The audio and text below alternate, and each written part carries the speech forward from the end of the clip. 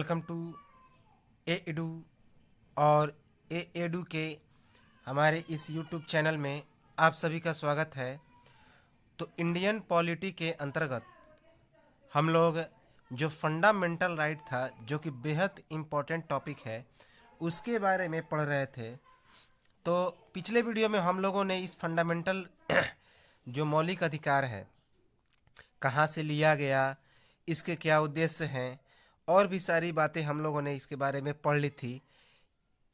अब हम लोग देखने जा रहे हैं इसके सभी आर्टिकल को लेकर। हम लोगों ने देखा था कि वर्तमान में 6 मौलिक अधिकार हैं।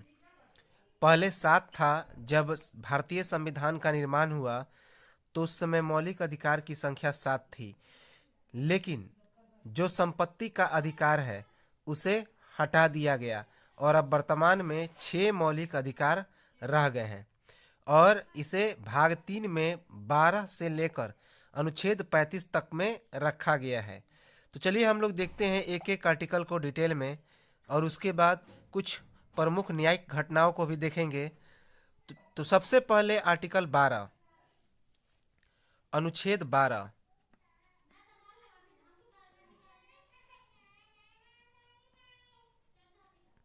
अनुच्छेद 12, अनुच्छेद 12 में राज्य की परिभाषा है। क्या है? राज्य की परिभाषा।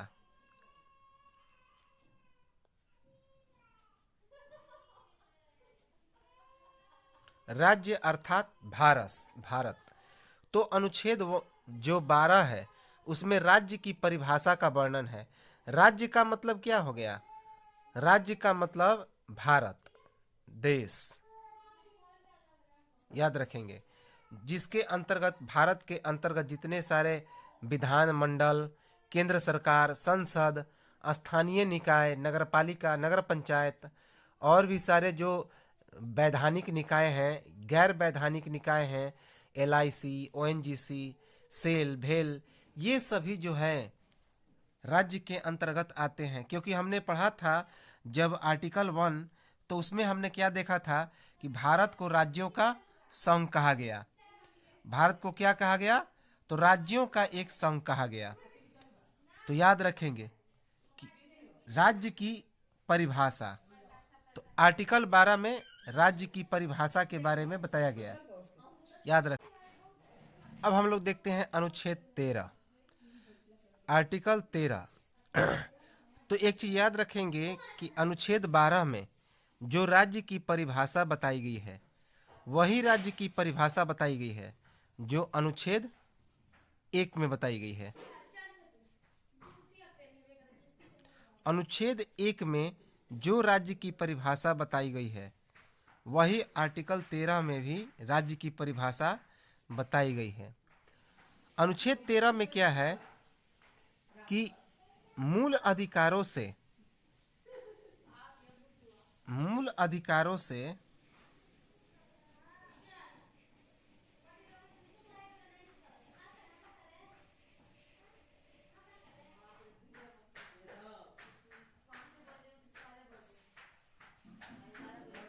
असंगत या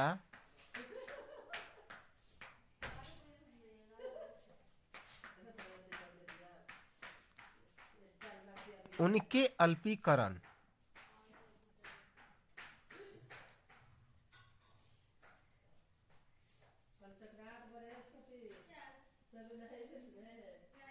करने वाली विधियां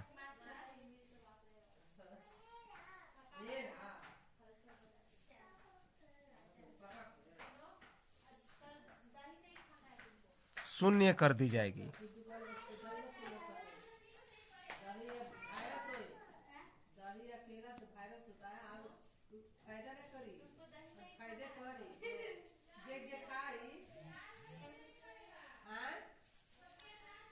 तो मूल अधिकारों को असंगत या उनके अल्पीकरण करने वाली विधियां शून्य कर दी जाएगी। कि जो मूल अधिकार को असंगत करेगी या उनको कम करेगी तो वैसी सभी विधियों को क्या कर दिया जाएगा? तो शून्य कर दिया जाएगा। यह बात लिखा गया है आर्टिकल 13 में कि जो भी सारा कानून मूल अधिकारों को कम करेगी या उसको अलग करेगी, तो उन सभी नियमों या कानूनों को क्या कर दिया जाएगा, तो विलोप कर दिया जाएगा, शून्य कर दिया जाएगा। तो इसके लिए कई शर्त निर्धारित किए गए हैं। तो और, और इसी में केशवानंद भारती का भी एक केस है। तो इसमें कौन कौन से शर्त हैं, तो इसके लिए 4 प्रकार के शर्त हैं। इसके लिए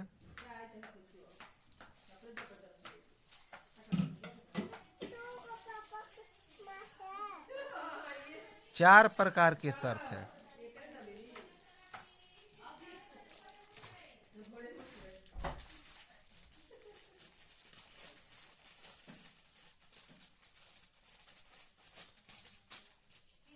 पहला,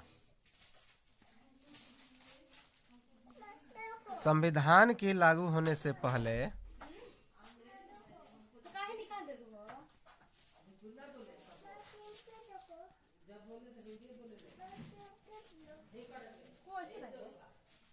संविधान के लागू होने से पहले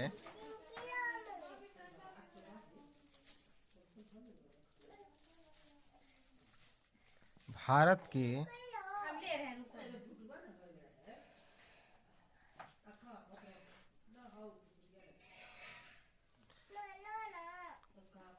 राज्य क्षेत्र में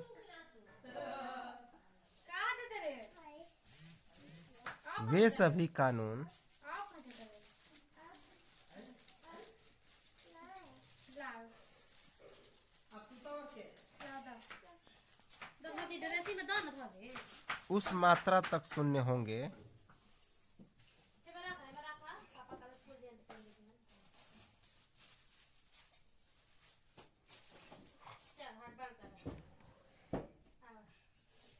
उस मात्रा तक शून्य होंगे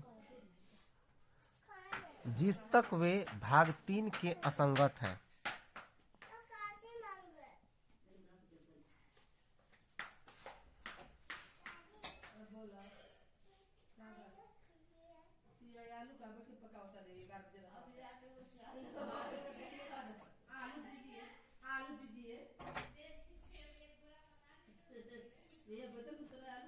कि संविधान के लागू होने से पहले भारत के राज्य क्षेत्र में वे सभी कानून उस मात्रा तक शून्य होंगे जिस तक वे भाग 3 के असंगत हैं। तो संविधान के लागू होने से पहले भारत के राज्य क्षेत्र में वे सभी कानून उस मात्रा तक शून्य होंगे जिस तक वे भाग 3 के असंगत हैं। तो याद रखेंगे, यह पहला शर्त है। दूसरा क्या शर्त बताया गया? दूसरा शर्त बताया गया, भविष्य में राज्य कोई ऐसी विधि नहीं बनाएगा। विधि का मतलब कानून।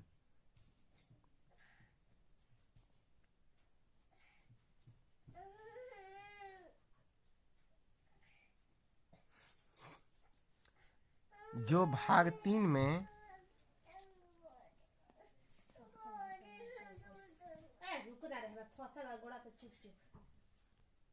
मौलिक अधिकारों का हनन करती है।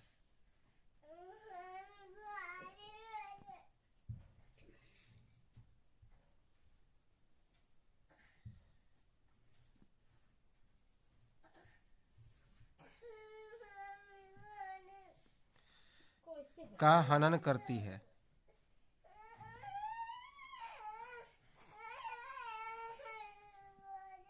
या उसे कम करती है।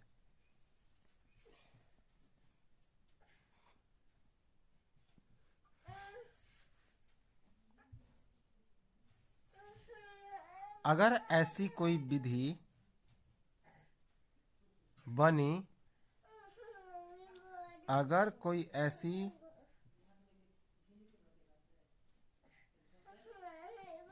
विधि बनी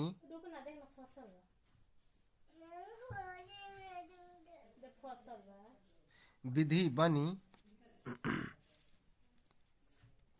तो वह उस मात्रा तक शून्य होगी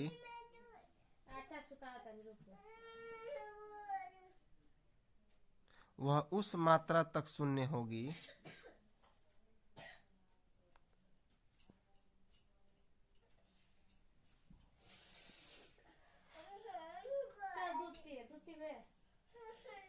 जो मौलिक अधिकार का उल्लंघन करती है, जो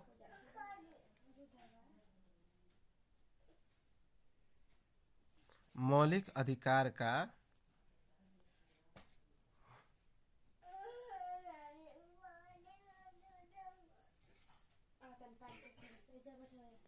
उल्लंघन करती है।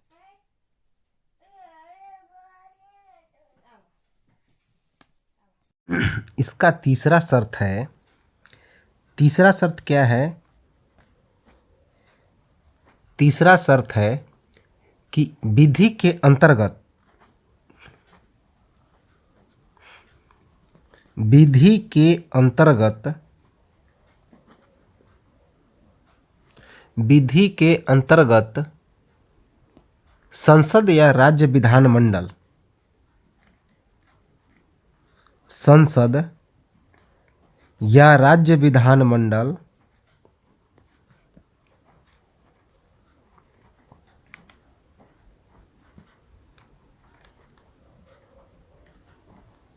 संसद या राज्य विधानमंडल द्वारा पारित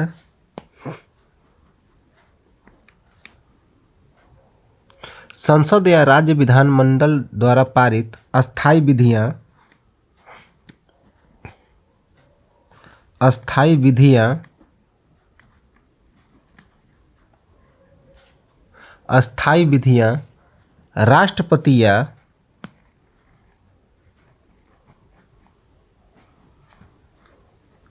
राज्यपालों के द्वारा, राज्यपालों के द्वारा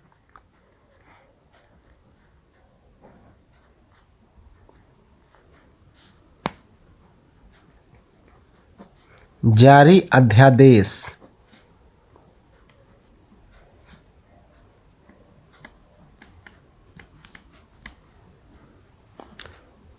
तो राष्ट्रपति या राज्यपालों के द्वारा जारी अध्यादेश ये अस्थायी विधियां कही जाती है। अर्थात इनमें परिवर्तन भी किया जा सकता है।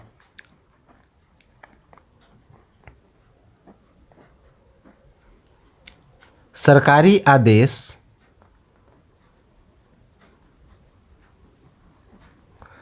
सरकारी आदेश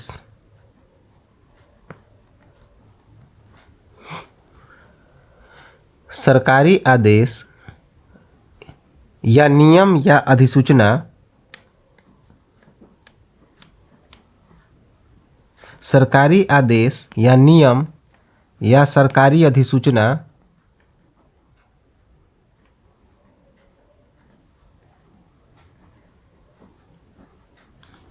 अधिसूचना रूढ़ी या प्रथा आते हैं, रूढ़ी या प्रथा आते हैं।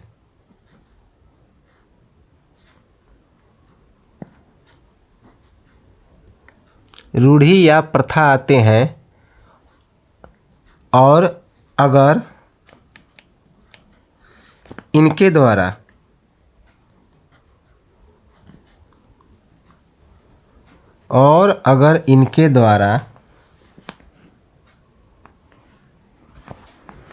मौलिक अधिकार का हनन होता है, मौलिक अधिकार का हनन होता है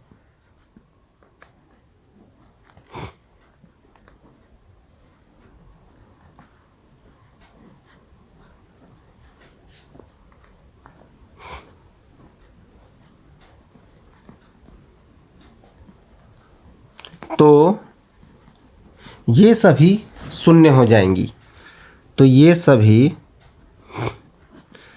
शून्य हो जाएंगी।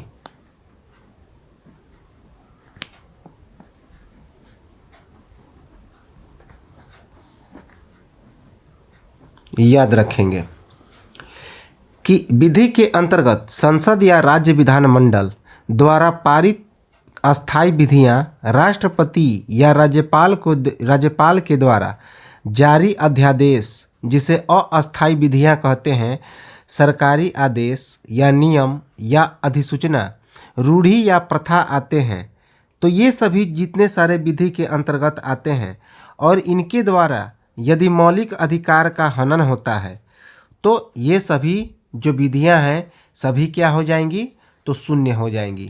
याद रखेंगे, ये सभी विलुप्त हो जाएंगी, अर्थात इनका कोई मोल नहीं रह जाएगा, शून्य हो जाएंगी। चौथा शर्त है कि संविधान संशोधन कोई विधि नहीं है। संविधान संशोधन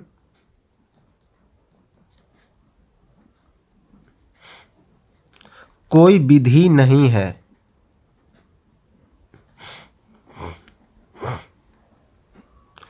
कोई विधि नहीं है। कोई विधि नहीं है, इसलिए उसे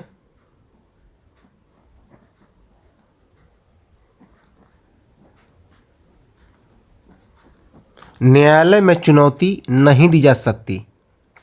न्यायालय में चुनौती नहीं दी जा सकती। न्यायालय में चुनौती नहीं दी जा सकती।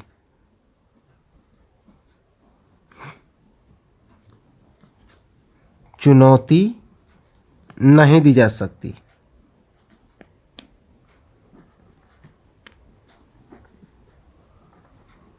नहीं दी जा सकती। याद रखेंगे।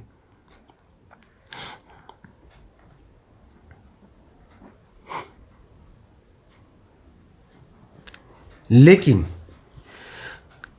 1971 में 24वां संविधान संशोधन हुआ और उस 1971 के 24वें संविधान संशोधन के अंतर्गत यह बात कहा गया कि यदि संविधान के मूल ढांचे में परिवर्तन नहीं होता है तो उसके लिए क्या किया जा सकता है, तो न्यायालय में जाया जा सकता है कि यदि न्यायालय के मांग से अगर संविधान के मूल ढांचे में संविधान के मौलिक अधिकार के मूल ढांचे में परिवर्तन नहीं होता तो उसके लिए न्यायालय में अपील की जा सकती है।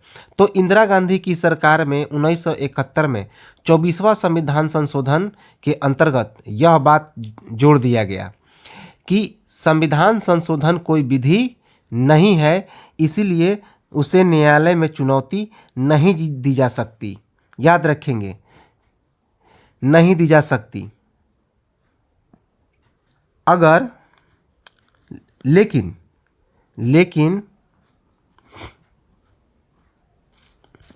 1971 में 24वां संविधान संशोधन हुआ। 24वां संविधान संशोधन के अनुसार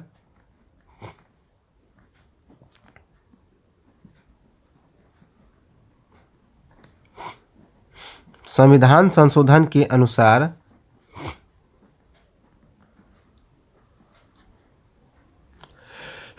चौबीसवें संविधान संशोधन के अनुसार कि अगर न्यायालय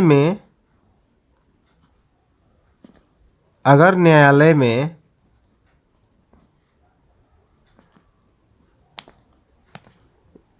भी जाया जाए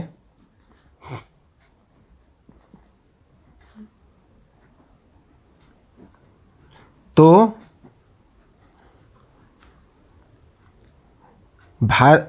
मूल अधिकार के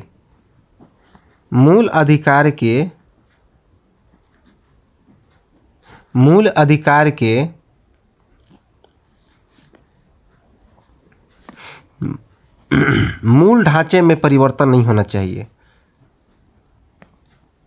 अर्थात जो संविधान है उसके मूल ढांचा में कोई परिवर्तन नहीं होना चाहिए। परिवर्तन नहीं होना चाहिए। नहीं होना चाहिए। याद रखेंगे। तो 24वें संविधान संशोधन हुआ 1971 में, और यह बात कह दिया गया कि संविधान संशोधन कोई विधि नहीं है, अर्थात एक मुश्त कोई कानून नहीं है, इसे परिवर्तन किया जा सकता है, न्यायालय में चुनौती नहीं दी जा सकती। लेकिन न्यायालय में चुनौती दिया जा सकता है, लेकिन उसके लिए उसके मौलिक ढांचे में कोई परिवर्तन नहीं होना चाहिए। तो जब इंदिरा गांधी की सरकार थी तो उसी समय यह क्या किया गया, चौथा शर्त जोड़ दिया गया था। तो अनुच्छेद 13 में यह जो चौथा शर्त था इंदिरा गांधी की सरकार में तभी जोड़ा गया, 24वां संविधान संशोधन के तहत 1971 में। याद रखेंगे, इंदिरा गांधी की सरकार में। तो एक बार हम लोग देखें कि यह जो हमारा अनुच्छेद 12 है, सबसे पहले अनुच्छेद की बात करें तो अनुच्छेद 12, इसमें राज्य की परिभाषा के बारे में बताया गया है। राज्य अर्थात भारत के बारे में वही परिभाषा है जो अनुच्छेद 1 में भारत के बारे में, भारत के राज्यों का संघ, भारत जो है उसे राज्यों का संघ बताया गया है। तो उसमें जो राज्य की परिभाषा बताई गई है, सेम टू सेम परिभाषा आर्टिकल 12 में भारत के बारे में बताया गया, भारत के राज्य के बारे में। तो अनुच्छेद 12 में राज्य की परिभाषा, अनुच्छेद 13 में लिखा गया है मूल अधिकारों को असंगत या उनके अल्पीकरण करने वाली विधियां शून्य कर दी जाएगी। यदि मूल अधिकारों को असंगत कोई नियम करता है, उसको कम करता है, तो उनको कम करने वाले जितने सारे नियम कानून बनाए जाएंगे, विधि बनाए जाएंगे, वे सभी क्या हो जाएंगे, तो शून्य हो जाएंगे। तो मूल अधिकारों के असंगत या उनको अल्पीकरण करने वाली विधियां शून्य कर दी जाएगी। इसके लिए 4 प्रकार के शर्त बताए गए। कौन कौन? संविधान के लागू होने से पहले भारत के राज्य क्षेत्र में वे सभी कानून उस मात्रा तक शून्य होंगे जिस तक वे भाग 3 के असंगत हैं। यदि भाग 3 के असंगत हैं तो सभी उस मात्रा तक क्या रहेंगे, शून्य रहेंगे। यदि जैसे ही भाग 3 के संगत आएंगे तो फिर वे क्या हो जाएंगे, तो उनका काम शुरू हो जाएगा, उनको विधि माना जाएगा। दूसरा शर्त है, भविष्य में राज्य कोई ऐसी विधि नहीं बनाएगा जो भाग 3 में मौलिक अधिकारों का हनन करती है या उसे कम करती है। अगर कोई ऐसी विधि बनी तो वह उस मात्रा तक शून्य होगी जो मौलिक अधिकार का उल्लंघन करती है। कि अगर भविष्य में राज्य कोई विधि बनाए, नियम बनाए और इसके द्वारा भाग 3 का जो मौलिक अधिकार है उस पर उसका हनन हो या फिर उसमें कोई कमी आए, तो वह उस मात्रा तक शून्य हो जाएगी जो मौलिक अधिकार का हनन करती है, केवल उतना ही शून्य होगी।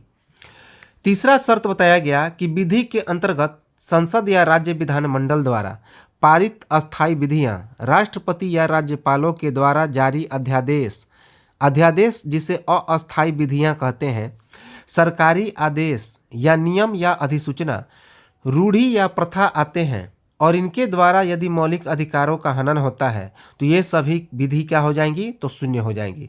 अर्थात जो विधि के अंतर्गत संसद, राज्य विधानमंडल, इनके द्वारा जितने सारे पारित जो विधियां हैं, अस्थायी विधियां हैं, राष्ट्रपति या राज्यपालों के द्वारा जो अध्यादेश है, नियम है, अधिसूचना है, रूढ़ि है, प्रथा है, अगर इन सभी के द्वारा मौलिक अधिकार का हनन होता है तो ये सभी विधियां शून्य हो जाएंगी, इन सभी को जीरो कर दिया जाएगा।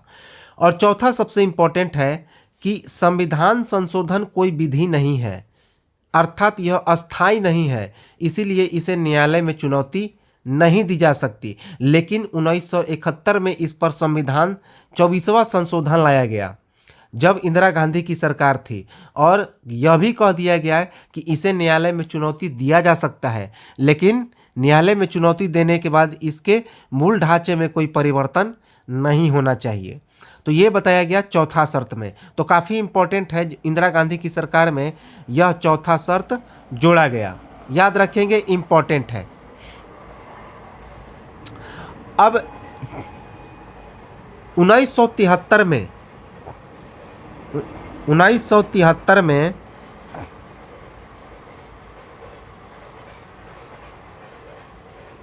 1973 ईस्वी में एक केस आया,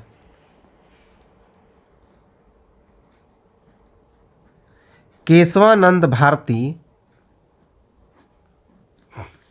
बनाम केरल राज्य। तो केशवानंद भारती ने केरल राज्य के विरुद्ध एक याचिका दायर किया, याद रखेंगे। तो 1973 ईस्वी में केशवानंद भारती बनाम एक केरल राज्य केस आया। तो इसके बाद आर्टिकल 13 में संशोधन हुआ। इस केस के बाद सुप्रीम कोर्ट ने डिसीजन दिया। इस केस के बाद अनुच्छेद 13 में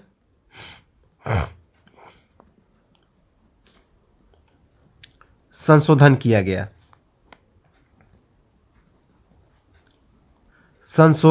गया। तो सुप्रीम कोर्ट ने क्या डिसीजन दिया? सुप्रीम कोर्ट ने डिसीजन दिया कि संविधान में संशोधन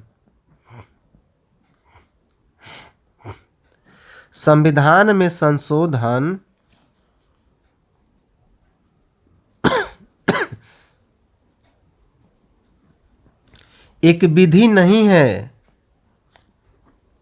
अर्थात आप संविधान में संशोधन कर दिए तो इसका मतलब आपका कोई विधि बन गया, ऐसा कोई जरूरी नहीं है कि आप संविधान में संशोधन कर दिए तो वो लकीर का फकीर हो गया। लकीर का फकीर तब होगा जब उससे उसके मूल ढांचे में कोई परिवर्तन नहीं होना चाहिए। विधि नहीं है, मगर इसके कारण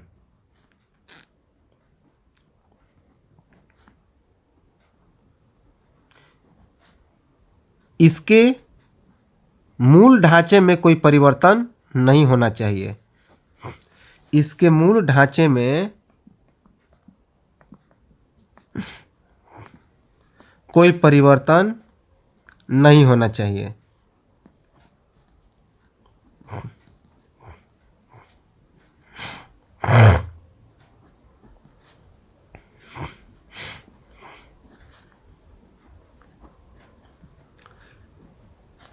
तो 1973 में केशवानंद भारती बनाम केरल राज्य के बाद सुप्रीम कोर्ट ने डिसीजन दिया कि और आर्टिकल 13 में संशोधन किया। और इसमें क्या कहा गया कि संविधान में संशोधन एक विधि नहीं है कि यदि संविधान में संशोधन कर दिया गया तो वह एक कानून बन गया, ऐसा कोई ज़रूरी नहीं है। ठीक है, कानून बना, लेकिन इस कानून के कारण इस भारतीय संविधान के मूल ढांचे में कोई परिवर्तन नहीं होना चाहिए। तो वेरी वेरी इंपॉर्टेंट है, यह चीज़ याद रखेंगे। फिर 1951 में, इसके पहले 1951 में एक केस आया था। कौन? 1951 में कौन केस आया था? तो शंकरी प्रसाद बनाम भारत संघ मामला था। तो देखते हैं 1951 में शंकरी प्रसाद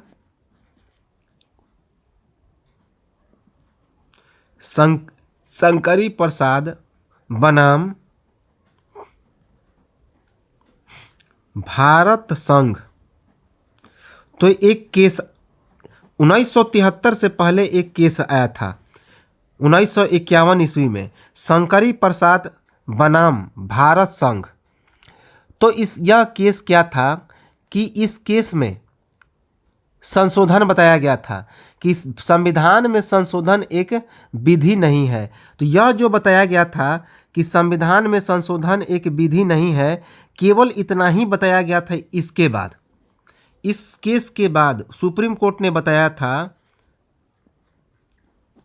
इस केस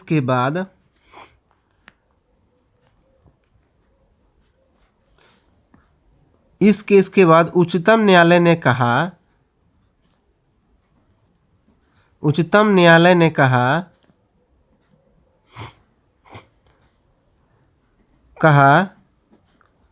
कि संविधान में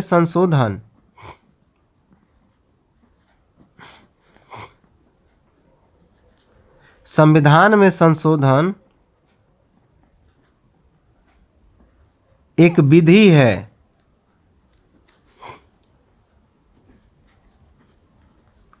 और यदि इससे भारतीय संविधान के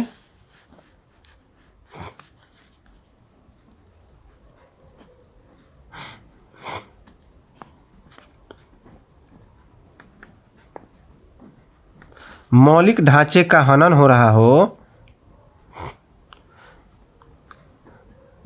मौलिक ढांचे का या मूल अधिकार का हनन हो रहा हो,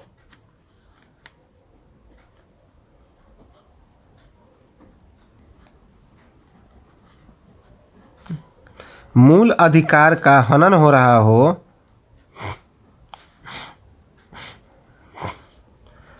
हो तो भी कोई दिक्कत नहीं है।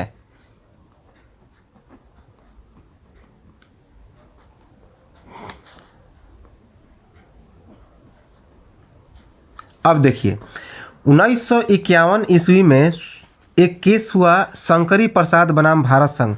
शंकरी प्रसाद ने भारत संघ के विरुद्ध केस किया था। हम लोग देखेंगे यह केस वास्तव में था क्या, जो कि जमींदारी प्रथा पर आधारित एक केस था। तो इस केस में सुप्रीम कोर्ट ने एक डिसीजन दिया कि संविधान में संशोधन एक विधि है, अर्थात यह लकीर का फकीर बन जाएगा। अब इससे इस भारतीय संविधान के मौलिक अधिकार का हनन हो रहा हो या भारतीय संविधान के मूल ढांचे में कोई परिवर्तन हो रहा हो, तो इससे कोई लेना देना नहीं है। जो विधि बन गया सो विधि बन गया। तो इससे बहुत लोगों को तकलीफ होने लगी, उनके मौलिक अधिकार का हनन होने लगा। फिर यही मामला गया सुप्रीम कोर्ट में केशवानंद भारती बनाम केरल राज्य के विरुद्ध। तो 22 बरस के बाद यह मामला फिर उजागर हुआ। तो 1973 ईस्वी में केशवानंद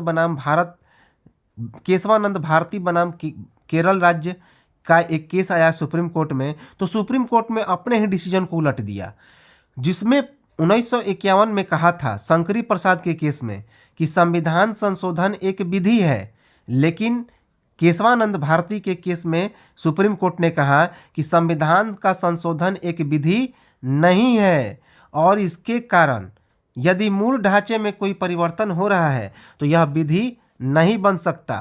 तो इसीलिए इसे विधि नहीं माना, लेकिन 1951 में इसे विधि मान लिया था। क्यों?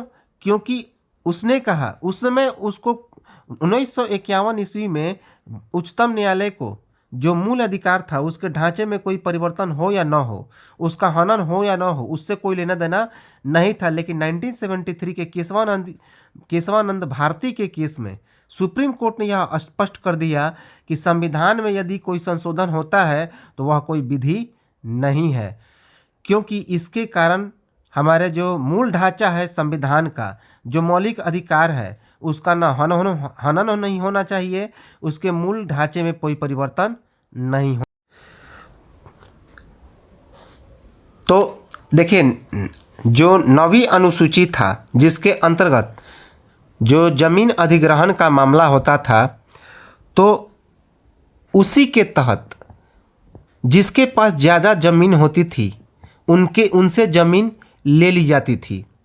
तो इसी कारण जो बहुत लोग उच्च न्यायालय के पास, सुप्रीम कोर्ट के पास जा रहे थे कि संपत्ति का अधिकार मौलिक अधिकार है, वे लोग कहते थे कि संपत्ति का अधिकार मौलिक अधिकार है, तो संपत्ति क्यों नहीं रख सकते? इस पर सुप्रीम कोर्ट ने कहा कि संविधान में संशोधन एक विधि नहीं है, अर्थात ऐसा नहीं कि हमने संविधान में कह दिया कि संपत्ति के अधिकार को कि यह एक मौलिक अधिकार है, तो ऐसा यह कोई विधि नहीं है। इसमें कोई बोल नहीं पाया कि संविधान में संशोधन मौलिक अधिकार में परिवर्तन है। याद रखेंगे कि जमीन अधिग्रहण के मामले में जमीन अधिग्रहण के मामले में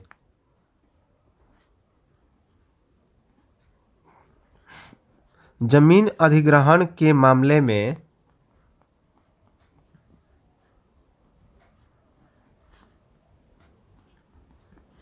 जमीन अधिग्रहण के मामले में जिनके पास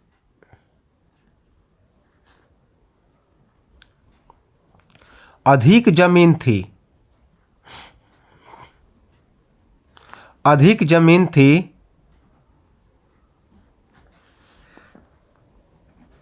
तो वे 9वीं अनुसूची के अंतर्गत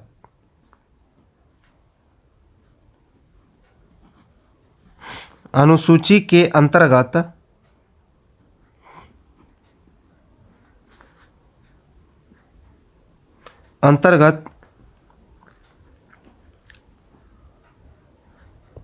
तो वे 9वीं अनुसूची के अंतर्गत जमीन पर कब्जा कर रहे थे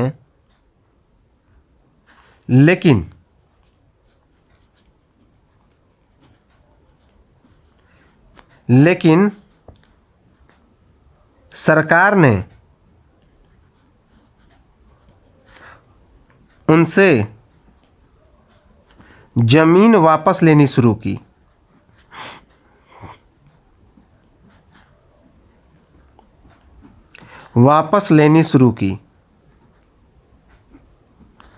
इससे जमीन मालिक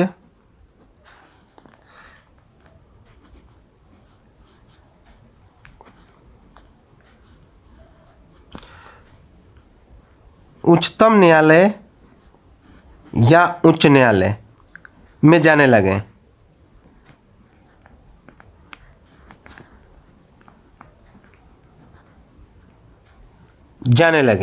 याद रखेंगे, उनका कहना था, उन लोगों का कहना था कि जो संपत्ति का अधिकार है वह तो एक मौलिक अधिकार है, तो फिर संपत्ति हम लोग क्यों नहीं रख सकते। तो सुप्रीम कोर्ट ने निर्णय दिया कि संविधान में संशोधन एक विधि नहीं है। उनका कहना था क्योंकि उनका कहना था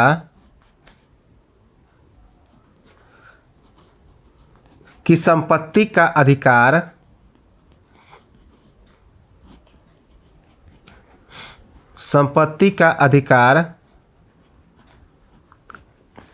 तो एक मौलिक अधिकार है,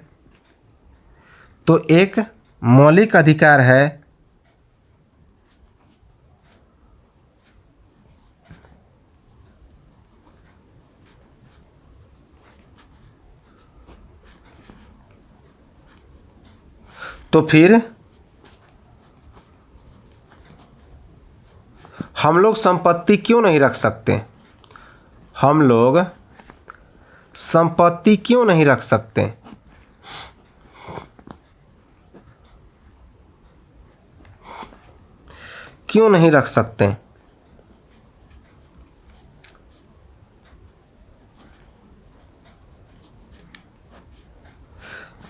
तो इसी कारण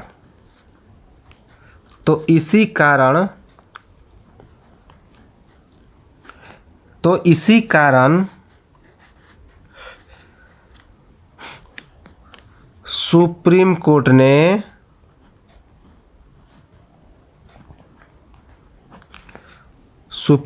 ने कह दिया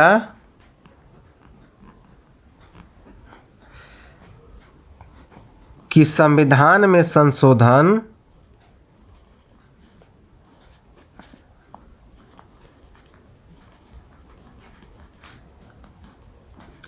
एक विधि नहीं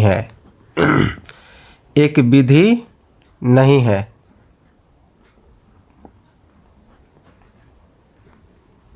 और इसके बाद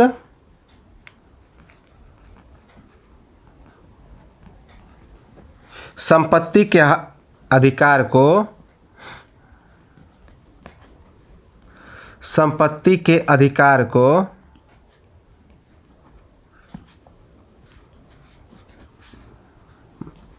मूल अधिकार से बाहर कर दिया गया, मूल अधिकार से हटा दिया गया।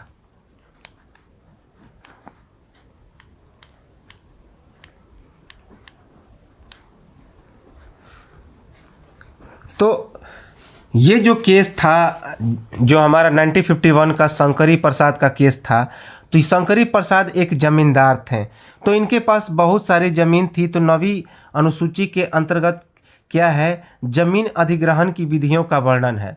तो जिनके पास ज़मीन ज़्यादा थी तो वो लोग और ज़मीन रखते चले जाते थे, जिसके कारण जो गवर्नमेंट था उनके पास ज़मीन की कमी होने लगी, जो जिनके पास ज़मीन का अभाव था उनके पास ज़मीन की कमी होने लगी। तो इसकी कमी को पूरा करने के लिए गवर्नमेंट ने उनसे ज़मीन हड़पना शुरू कर दिया। तो शंकरी प्रसाद ने भारत सरकार के विरुद्ध केस कर दिया सुप्रीम कोर्ट में। तो सुप्रीम कोर्ट ने संपत्ति के अधिकार को ही हटा दिया और संपत्ति के अधिकार को हटा करके मौलिक कर्तव्य की श्रेणी में रख दिया। और उसके बाद सुप्रीम कोर्ट ने डिसीजन दिया कि संविधान में संशोधन कोई विधि नहीं है, क्योंकि इस संपत्ति के अधिकार से मौलिक अधिकार को कोई हनन नहीं हो रहा था, क्योंकि संपत्ति जो था वह व्यक्ति के मूल अधिकार से उसका कोई लेना देना नहीं था। इसलिए सुप्रीम कोर्ट में डिसीजन दिया गया कि संविधान संशोधन एक विधि नहीं है, याद रखेंगे। और इसको कोई बुरा भी नहीं माना, सब लोगों ने इसे एक्सेप्ट भी कर लिया। तो इस प्रकार यह एक डिसीजन दिया गया 1951 में कि संविधान में संशोधन एक विधि नहीं है, याद रखेंगे। अब संविधान में संशोधन एक विधि नहीं है, इस केस 1973 के बाद और 1951 के बाद एक केस आया था 1951 के बाद 1967 में गोलकनाथ बनाम पंजाब राज्य मामला। तो हम लोग देखेंगे इसे अगले वीडियो में, जो कि काफ़ी इंटरेस्टिंग है। और इसके बाद हम लोग देखेंगे आर्टिकल 14। तो चलिए मिलते हैं हम लोग अगले वीडियो में, और लाइक सब्सक्राइब कमेंट जरूर करें। याद रखेंगे ध्यान से इन सभी चीज़ों को, तो कम से कम जो आर्टिकल्स हैं उनको तो ज़रूर याद रखेंगे। और केस का जो डेट है, किनके बीच केस हुआ, ये तो याद रखेंगे। कोई ज़रूरी नहीं है कि केस कैसे घटे कैसे हुए, ये तो समझाने के लिए हमने बताया, लेकिन केस का ईयर याद रखेंगे, किनके बीच केस हुआ ये याद रखेंगे। कभी कभी पूछ लिया जाता है, तो इम्पॉर्टेंट है। और आर्टिकल 13 भी इम्पॉर्टेंट है। तो मिलते हैं हम लोग अगले वीडियो में आर्टिकल 14 को लेकर। और लाइक सब्सक्राइब शेयर और कमेंट जरूर करें। तब तक नमस्कार, जय हिंद।